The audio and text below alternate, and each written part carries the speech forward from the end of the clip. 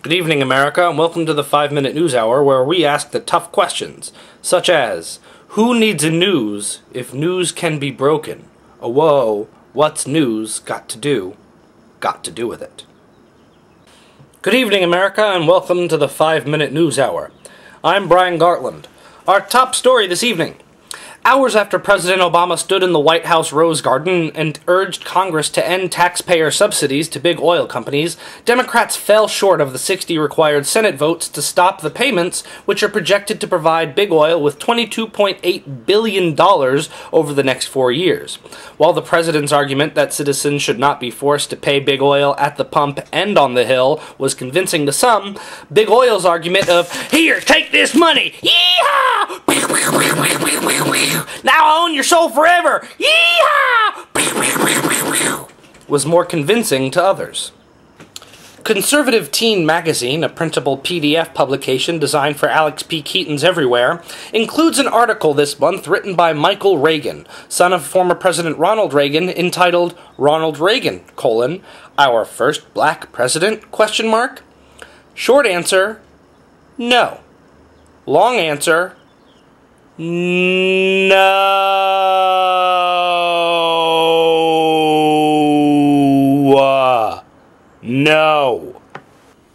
Divorce, dinosaurs, birthday, Christmas, television. No, it's not my childhood condensed into 5 words. Well, it's not only my childhood condensed into 5 words, it's also 5 of the words among a list of others handed in by the New York City Department of Education to test makers requesting that the phrases are left off standardized tests. The Department of Education says these lists are nothing new, and New York is not the exception, but rather the norm. Many localities attempt to avoid certain key phrases.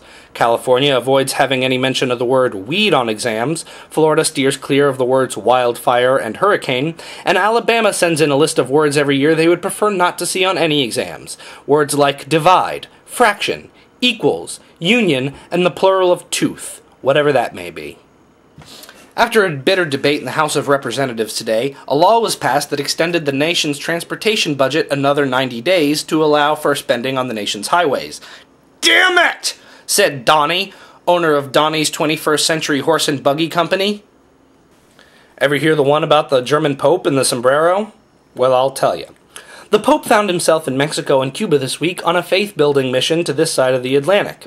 He said he had a good time and was received well by crowds in both countries, and that the only regret he had about the trip was that he didn't have enough time to pop in and visit some of his old childhood friends down in Argentina.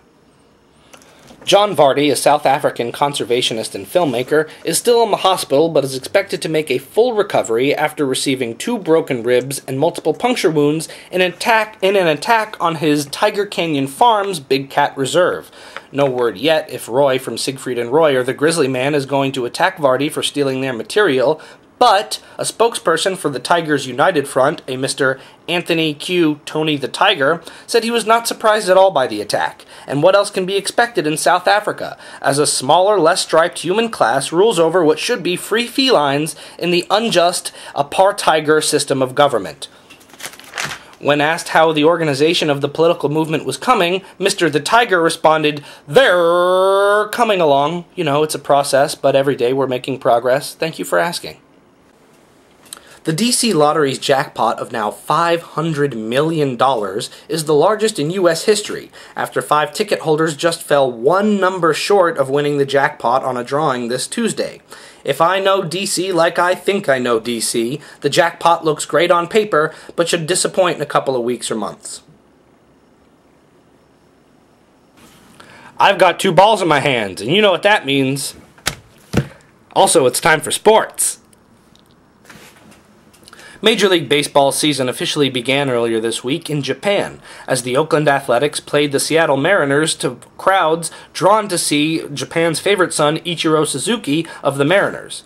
Some fans were also disappointed when they realized that Philip Seymour Hoffman was no longer managing the A's, and completely distraught when Brad Pitt was nowhere to be found in the box.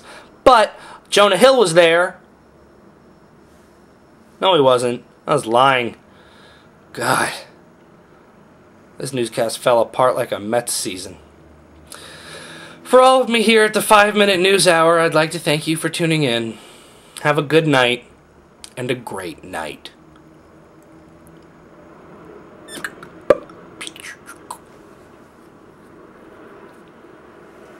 Balls.